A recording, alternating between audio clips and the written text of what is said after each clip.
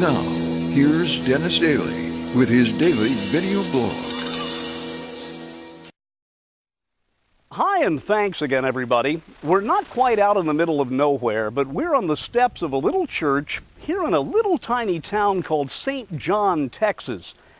We're about 2.5 hours up from the Gulf.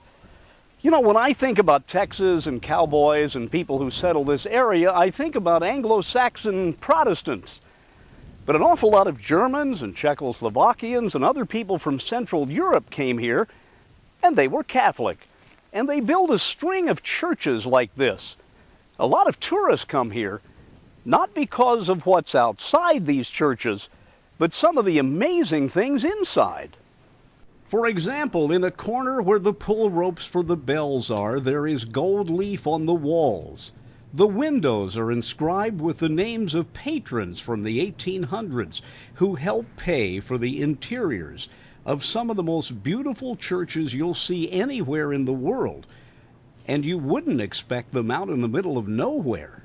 And the amazing thing about all of these churches is when you go inside, you may know you're not in the Sistine Chapel, but you also know you're in someplace beautiful and very, very special.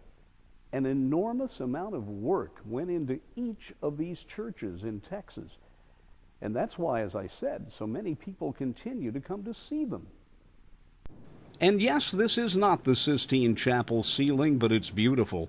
The only word I can think of to describe the artwork here is exquisite. I wish more people would come and see this beauty.